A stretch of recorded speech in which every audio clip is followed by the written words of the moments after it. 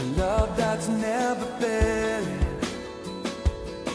But let mercy fall on me.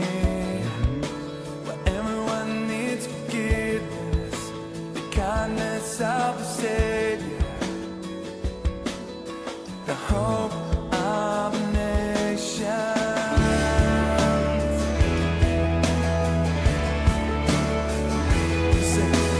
Savior, He can move the mountains. My God is mighty to save. He is mighty to... Aujourd'hui, merci de venir, merci d'être au bout de vous. Voilà, hein, je vais commencer par une prière et ensuite on commence notre étude. Alors, Seigneur mon Dieu Tout-Puissant, je te remercie pour ta parole. Je te remercie encore de nous avoir réunis ce soir. Merci de nous avoir gardés durant ce milieu jusqu'à ce milieu de cette semaine. Et nous nous rassemblons encore aujourd'hui, ce soir, pour ta parole. Et nous voulons te connaître plus. Nous voulons te rendre gloire, bien sûr. Alors, Seigneur mon Dieu Tout-Puissant, je te demande de m'aider déjà à moi de pouvoir vraiment partager ce que tu as mis sur le cœur et sur l'étude aujourd'hui. Et je te demande aussi de bénir les gens qui sont de l'autre côté de l'écran et qui puissent recevoir aussi ton message, Seigneur. Que ton nom soit glorifié et que ton nom soit béni dans le nom de Jésus-Christ. Amen. Voilà. Voilà, Yorana déjà tout le monde. Bienvenue. Merci d'être ici encore au rendez-vous. Comme je vous dis toujours, ça me touche moi et nous de Pasteur Nicolas que on est des gens qui nous suivent durant ce temps-là. Hein. Et on aime vraiment partager la parole de Dieu. On n'est pas là pour montrer telle ou telle religion est la meilleure, mais on est juste là pour partager ce que la Bible dit. Hein. Ah. Et donc, bien sûr, il y a beaucoup de... Aujourd'hui, par exemple, j'ai reçu quelques lettres. Il y a des gens des témoins de Jéhovah qui n'étaient pas vraiment contents de ce que j'ai raconté. Bon, je les ai invités à un débat, mais ils ont refusé. Voilà. Bon, on passe de ça. Je suis très content que vous soyez là. Comme je vous ai dit, chaque semaine, on va aller dans un livre de la Bible. Et chaque semaine, on fait l'Ancien et un Nouveau Testament. Donc, la semaine dernière, on avait fait le Nouveau Testament et on a lu au travers du livre du Colossiens, des Épîtres aux Colossiens. Aujourd'hui, là maintenant, cette semaine, nous allons commencer le livre de Nombre. Oh, Nombre. En fait, le livre de Nombre, vous savez que la Bible, durant le temps de Jésus, il y avait beaucoup de personnes aussi qui ne comprenaient pas vraiment l'hébreu, et la plupart des gens parlaient araméen. Et donc, qu'est-ce qu'ils ont fait? L'Ancien Testament a été écrit en hébreu, une petite partie en araméen, et le Nouveau Testament a été écrit en grec. Donc, la langue parlée vraiment du Nouveau Testament était le grec. Et donc, à peu près 72 scribes ont retraduit l'Ancien Testament en grec. Ça s'appelle, l'Ancien Testament en grec s'appelle alors la Septante. Et donc, c'est pour cela que les livres de l'Ancien Testament ont des titres grecs. Par exemple, Genèse, ça c'est grec, ça vient de Genesis, ou Exode. Ben, le livre de Nombre vient en fait du mot grec. Le premier mot était arithmoé, arithmoé qui veut dire d'où vient le mot arithmétique. Et quand arithmoé a été traduit en latin, c'est devenu numéris. Et donc là où on a eu le livre qui s'appelle Nombre. Mais le vrai mot, le vrai titre de ce livre en hébreu est Midbar. Midbar. Midbar, qu'est-ce que ça veut dire en fait? Midbar veut dire dans le désert. Pourquoi? Parce que vraiment le livre de Nombre se passe dans le désert. Pourquoi ils ont appelé le livre Nombre, hein, ou Numéris en latin, ou Arithmoé en grec? La raison est que deux fois dans le livre de Nombre, deux fois Moïse fait le recensement. Hein. Il fait le recensement du peuple d'Israël. Hein, et donc c'est pour cela ils appellent le livre des Nombres. Mais vraiment, le livre des Nombres et en fait raconte l'histoire d'Israël après leur sortie d'Égypte. Le livre de Nombres raconte l'histoire d'Israël dans le désert. Hein. Et vous savez, le livre de Nombres est bien sûr un livre d'histoire historique juive, hein, le livre de Nombres. Mais durant le livre de Nombres aussi, c'est un livre très poétique.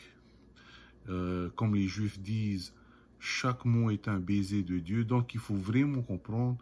Et le livre de Nombres est aussi très applicable pour nous dans notre vie. Pourquoi? Bien sûr que, par exemple, on prend l'exemple de Jésus. Jésus parlait en parabole. Hein. La parabole, en fait, Jésus faisait allusion à des images. Par exemple, la parabole du semeur. Hein, la parabole du semeur. Donc, il y avait l'image du semeur qui répand ses graines et bon, par rapport où ça tombe. Voilà, hein. Voilà. Donc, ça, c'est l'image, en fait, qui raconte un peu l'évangile du chrétien qui répand l'évangile dans ce monde. Voilà, hein, et l'évangile arrive dans certains cœurs qui sont durs, d'autres qui sont pas vraiment, et d'autres qui sont très matures. Hein. Voilà, Jésus utilisait ces choses-là. Sachez un peu que l'Ancien Testament aussi est l'image, en fait, de Dieu. Hein, la Bible dit bien dans Colossiens, on a étudié que ces choses-là, en fait, c'était juste l'ombre des choses qui allaient venir. Le livre des Nombres est en fait, bien sûr, un endroit, une période historique du peuple d'Israël, mais aussi c'est une image de nous chrétiens par rapport à notre vie chrétienne, notre marche chrétienne. Voilà. Hein. Bon, vite en résumé, hein, et vous allez comprendre ensuite. Bien sûr, on a étudié la Genèse. Vers la fin de la Genèse, on voit que les enfants d'Israël, Jacob, hein, Jacob et sa famille, Israël et sa famille, à la fin, sont entrés en Égypte. Voilà, hein. Et ensuite, on parle de l'Exode. Hein. L'Exode, on fait, parce qu'à un moment donné, tout Israël se sont multipliés. Et ensuite, qu'est-ce qui s'est passé? Ils ont devenu des millions. Et ils sont devenus des esclaves, ils sont entrés dans l'esclavage. Les nouveaux pharaons n'aimaient pas les Hébreux, hein, les Israélites. Hein. Et donc, ils les ont mis en esclavage. Et les mettant en esclavage, donc, l'exode, d'où vient le mot exodus, sortir. Voilà. Tout ça, voilà. Déjà, ça, c'est l'image de nous qui sort du péché. Et là, qui sort de ce monde, et là, Dieu les emmène au mont Sinaï. Voilà. Et à partir du mont Sinaï, là, on fait commence la marche d'Israël dans le désert vers le pays promis. Et comme je vous ai parlé un peu, l'image, c'est ça, c'est en fait l'Ancien Testament, bien sûr, c'est d'une période historique du peuple israélite, du peuple hébreu, hein, d'Israël, mais aussi c'est une image par rapport à nous, les chrétiens, parce que Israël, en fait, c'est l'image de l'Église, et aussi c'est l'image du chrétien. Le chrétien qui était en Égypte sous l'esclavage du péché, le chrétien qui était esclave dans ce monde, et Dieu a fait sortir cette personne de ce monde, et maintenant, dans le désert, qui est toujours ce monde, nous marchons avec Dieu. Et vous allez voir dans le livre de Nombres, Dieu se manifeste et Dieu guide le peuple d'Israël avec soit de la journée avec de la nuée, ou dans la nuit avec un pilier de feu. Voilà. Et donc Dieu dans cette vie aussi. Hein, ça, c'est l'image de Dieu, en fait, ou qui nous guide dans cette vie par rapport à la parole de Dieu. Hein, et aussi par son esprit. Voilà, hein. Voilà un peu en gros nombre. Nombre parle en fait, c'est l'image du chrétien au travers de ce monde par rapport à Dieu. Nombre aussi est historique, parle d'Israël dans le désert vers le pays promis, guidé par Dieu, guidé par la Shachina, d'autres qui disent la Shakina, mais le cas en hébreu est l'air. Voilà, donc ça s'appelle la Shachina, hein, la resplendissance de Dieu. Voilà. Voilà un peu ce que c'est nombre. Et donc, quand vous lisez un peu nombre, dedans nombre, vous allez voir que les réactions en fait de Dieu, il y a de temps en temps des moments où Israël a pu plaire à Dieu. Et là, on peut voir par rapport à nous, où est-ce que Dieu, par rapport à notre obéissance, où il se plaît.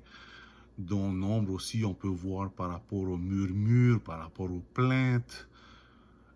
Dieu n'est pas satisfait d'Israël et en fait, il punit. Et donc, nous, par rapport aussi à notre marche avec Dieu, croyez-vous que Dieu se plaint tout le temps avec nous si on est des chrétiens qui se plaignent tout le temps? Voilà. Hein? Donc, dans Nombre, regardez plutôt aussi ça, non seulement comme une période historique d'Israël, mais aussi comme une période, comme une image spirituelle du chrétien qui marche dans ce monde. Voilà. Et par rapport aux réactions d'Israël, on peut voir la réaction de Dieu, on peut voir les sentiments de Dieu.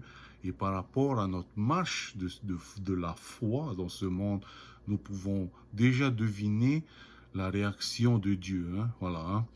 Beaucoup de gens disent, on ne sait pas si Dieu est content après moi ou il est heureux. Mais voilà, quand tu lis la Bible déjà, quand tu lis le livre de Nombres, c'est juste un exemple, même Deutéronome ou Josué, tout cela, on peut voir déjà par rapport à tel ou tel comportement du chrétien ou Israël, hein, qui est l'image, on peut voir déjà la réaction de Dieu. Voilà. Hein. Donc, voilà, vite fait. De l'Exode quand Israël est sorti d'Égypte, de l'Exode jusqu'au mont Sinaï, c'était à peu près 47 jours. Hein, 47 jours. Ensuite, on a étudié Lévitique déjà, donc 47 jours. Et ensuite, ils sont au mont Sinaï, d'où vient alors le livre de Lévitique. Quand le livre de Lévitique, là, il passe du temps à commencer, il commence à recevoir la loi, etc., à s'organiser. Et donc, au Lévitique, ça dure à peu près 1 an et demi, à peu près. Hein. Voilà. Et ensuite, de Lévitique, ils vont commencer, ils sont toujours au mont Sinaï, et donc du mont Sinaï, on commence, d'après Lévitique, on commence Nombre. Et donc, Nombre, c'est du mont Sinaï jusqu'aux plaines de Moab, à l'entrée de Canaan. Et le livre de Nombre, en fait, dure à peu près 38 ans. Donc, quand vous lisez Nombre, c'est sur une durée de 38 ans. Quand on a lu Exode, c'était sur une période de 47 jours. Quand on a lu le livre de Lévitique, c'était sur une période de 1 an et demi. Et maintenant, on va étudier le livre de Nombre. Et ça, c'est sur une période à peu près de 38 ans. Hein, voilà. Donc, qu'est-ce qu'il faut dire de Nombre? Déjà là, je vais juste un peu prendre la vue du dessus. Et on va essayer de diviser un peu. Comme ça, ce sera plus facile à comprendre Nombre. Hein, voilà. Voilà. Déjà, donc, Nombre peut être divisé en quatre endroits. Donc, du chapitre 1 au chapitre 10, ça parle à peu près de l'organisation d'Israël, la préparation d'Israël, parce que là, selon Israël, dans leur mentalité, ils vont vers le pays de Canaan, que normalement, c'est du pays du mont Sinaï à Canaan, normalement, ça dure à peu près un maximum de 2 semaines de marche, hein, 11 à 12 jours, hein, voilà. Mais à cause de leur murmure, ça a duré 40 ans. Hein. Donc, voilà. Hein. Donc, du chapitre 1 au chapitre 10, ça parle à peu près, ça parle de l'organisation euh, d'Israël, toujours au pied du mont Sinaï. Ensuite, du chapitre 10 au chapitre 22, ça parle, on fait leur trajet et tous les mécontentements et tous les problèmes durant le trajet de Sinaï jusqu'à Moab, dans les plaines de Moab, à l'entrée de Canaan. Du chapitre 22 au chapitre 25, ça parle d'un certain Balaam. Hein, c'est une personne en fait qui voulait manipuler le peuple d'Israël parce qu'à cause de l'argent, hein, voilà.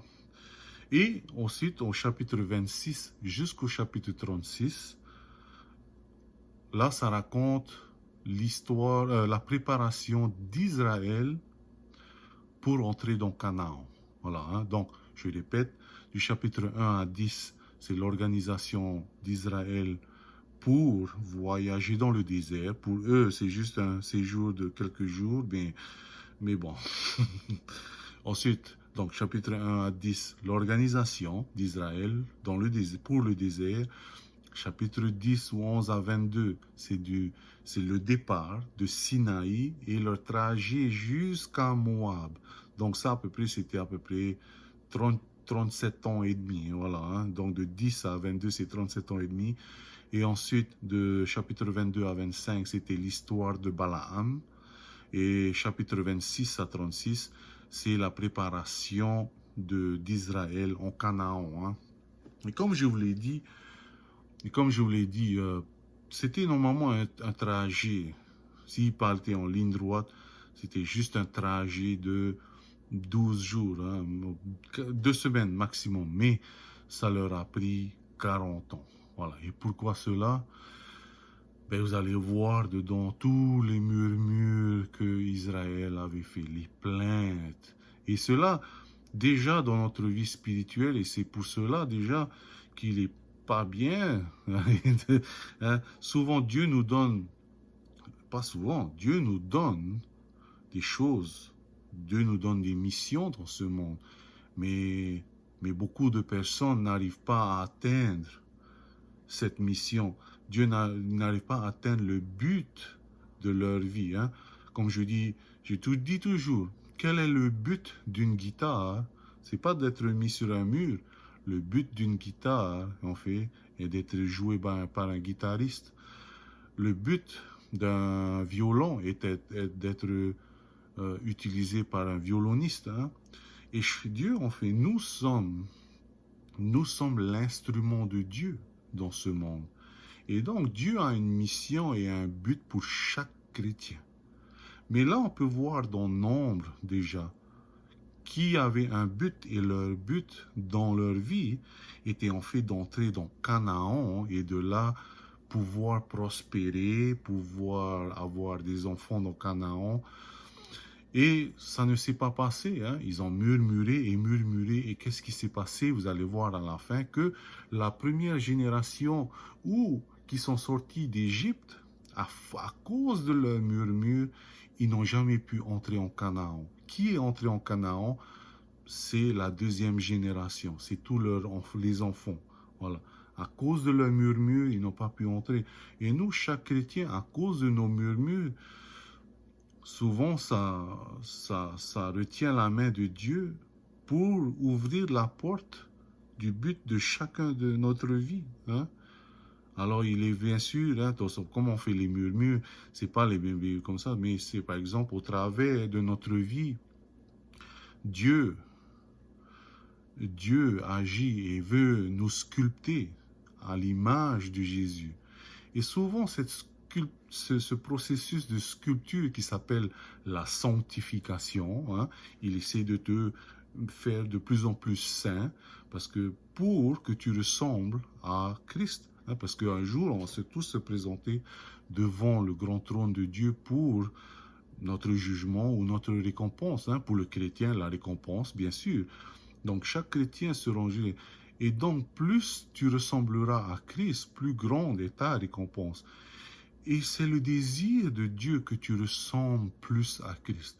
Mais durant ce processus de sanctification, de temps en temps, notre cœur est tellement orgueilleux qu'il ne veut pas se laisser sculpter. Et qu'est-ce qui se passe? Dieu,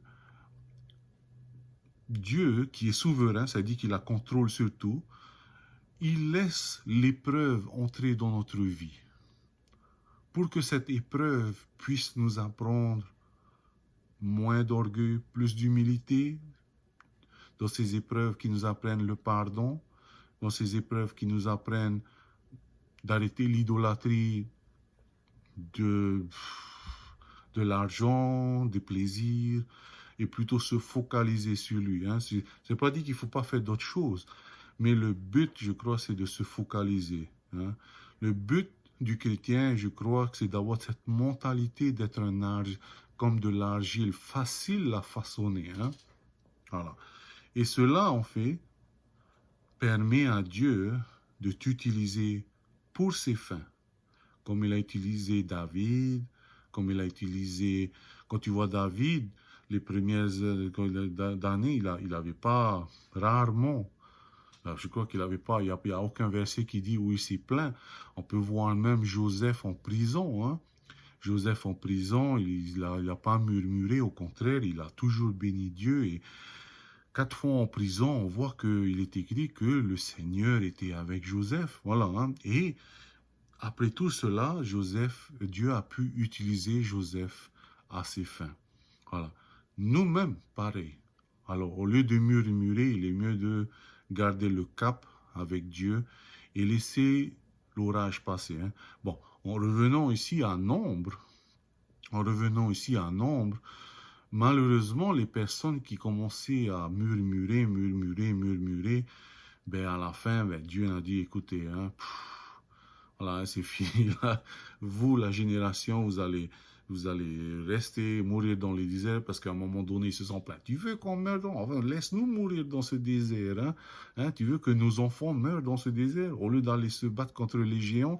Hein, tu vas nous laisser mourir dans ce désert. Ben, à force de dire cela, Dieu l'a dit, tiens, voilà, ben, tu vas mourir dans le désert. Ouais, hein? Voilà. C'est comme un peu, de temps en temps, j'ai fait de longues routes hein, avec ma fille et ma femme. Hein? Mon épouse et ensuite souvent ma fille après 1 heure ma fille dit hein, hey, on est là, ça y est on est arrivé et maintenant on est arrivé et maintenant hein, imagine voilà, ça hein, voilà, ça c'est une fille, alors t'imagines Moïse avec 3 millions de personnes hey, alors on est bientôt arrivé hey, c'est fou ça hein, c'est fou la manne c'est un mot hein. Et mais il n'y a pas d'eau voilà t'imagines Moïse maintenant voilà hein. Voilà, ça passe vite le temps. Allez, on y va. On y va. Hein. Voilà. Donc, l'organisation de Nombre. L'organisation, voilà. Donc, dans Nombre, on fait, qu'est-ce qui se passe? Dans Nombre, chapitre 1 à 10, comme j'ai dit, c'est l'organisation. Et il se prépare, Dieu donne des instructions à Moïse. Et il dit, voilà, c'est comme ça, tu vas t'organiser, en fait. Il va compter les gens, les jeunes au-dessus de 20 ans. Et en fait, c'est les jeunes qui sont juste aptes, qui peuvent se battre. Pas que les jeunes, les hommes qui peuvent se battre. En fait, c'est de 20 ans, hein, 20 ans jusqu'à 50 ans, je crois. Hein, voilà. Donc, il va compter. Et non seulement cela, lisez bien dans chapitre 1, verset 2, hein, Dieu dit à Moïse, faites le dénombrement de toute l'assemblée des enfants d'Israël selon leur famille, selon leur maison, de leur père, en comptant par tête les noms de tous les mâles. Voilà. Il est bien écrit le nom. Pourquoi on fait? Quel plaisir! Parce que là, en fait, Dieu prend plaisir dans le nom. Il ne faut pas oublier qu'il vient d'Égypte. Ils viennent d'Égypte. En Égypte, c'était des esclaves. En Égypte, c'était juste des nombres. Là, maintenant, Dieu demande leur nom. Maintenant, ils ont la possibilité d'être un pays à eux-mêmes. Ils ont un pays et ça leur montre que ce Dieu puissant, en fait, s'intéresse à eux. Ça montre que ce Dieu, cette colonne de feu qui a séparé qui a séparé la mer en deux, hein, et qui a noyé tous les Égyptiens. Ce Dieu-là, il veut mon nom. Voilà un peu, qu'est-ce que ça veut dire, hein? Je vais lire un autre verset, en fait, c'est dans Psaume 147, verset 4. Hein. Psaume 147, verset 4. Voilà. Il compte le nombre des étoiles. Il leur donne à toutes des noms. Voilà. Même Dieu connaît les étoiles. Il compte. Vous savez combien des étoiles à peu près? J'ai fait des recherches. Combien il y a d'étoiles? En fait, le nombre d'étoiles est à peu près le chiffre 7. Et derrière, il y a 21 zéros. Donc, ça fait à peu près 1 milliard de trillions. Voilà. Bon, pour mettre en perspective par rapport à nous, nous savons à peu près que la population mondiale maintenant est de 7 milliards d'habitants, ce qui veut dire que chaque habitant, pour l'instant, parce que hein, c'est le nombre d'étoiles, pour l'instant, chaque habitant peut avoir 143 milliards d'étoiles. Voilà. Voilà. Donc, si Dieu vraiment connaît le nom des étoiles, nous, hommes, nous avons été faits à l'image de Dieu, à combien plus encore il veut connaître notre nom, hein? Et là, par rapport à cela, il dit qu'à Israël, Moïse, compte les gens d'Israël et donne-moi leur nom aussi. Voilà, le grand boss, le général des généraux. Voilà, il veut ton nom. Voilà, imaginez maintenant la fierté des jeunes hommes d'Israël qui viennent. Voilà, hein. Donc il a compté le tout, hein, juste les hommes de 20 ans et plus en âge de se battre. Il a compté, il y avait à peu près 603 550 mâles au-dessus de 50 ans en âge de se battre. Voilà.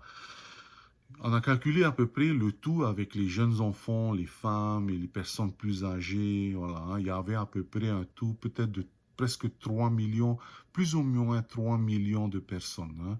Et ces 3 millions de personnes commençaient maintenant leur voyage dans le désert, dans leur propre pays. Voilà, voilà, voilà un peu l'image. Voilà. Et donc nous, quand on commence à être chrétien, là commence notre marche. Dieu connaît ton nom quand tu commences ta vie chrétienne, bon, pendant ta vie chrétienne aussi, mais là commence la marche. Et la marche vers le pays promis qui, bien sûr, est le paradis, mais aussi le pays promis est là où Dieu va t'utiliser, hein? Voilà. Et bon, jusqu'à la fin de ta vie, ça c'est ta marche en fait, hein? Et par rapport à ça, hein, voilà. Dieu fait ça, il fait le recensement, mais Dieu ne fait pas le recensement sur les Lévites, hein. Les Lévites vient de la tribu de Lévi, hein. Israël avait 12 fils et un était Lévi. En fait, Lévi était plutôt destiné pour les sacrifices, hein, c'était des sacrificateurs, c'était les prêtres. Donc, on fait ce qui se passe comme on monte maintenant. Autour du tabernacle, il y avait tout le monde campé. Mais le premier rang de tentes qui était campé autour du tabernacle était la tribu de Lévi. Et Lévi, en fait, tous les autres étaient là pour défendre le tabernacle. Lévi qui campait autour était destiné en fait à démanteler, hein, enlever, démanteler et ou rebâtir le tabernacle, hein. Et c'était les prêtres et ils étaient là en fait pour démonter et remonter le tabernacle par rapport aux endroits où ils doivent rester. Donc voilà un peu Lévi, hein, voilà. Donc par rapport au tabernacle, voici un peu. Donc il y avait à l'est il y avait Juda, hein. Juda en fait il y avait Issachar et Zabulon. Il y avait Ruben au sud alors, avec Siméon et Gad. Il y avait à l'ouest il y avait Ephraïm, Manassé et Benjamin. Et au nord il y avait Dan Naphtali et Asher. Voilà. Et donc, chacun dedans avait aussi une bannière. Ils avaient chacun un drapeau.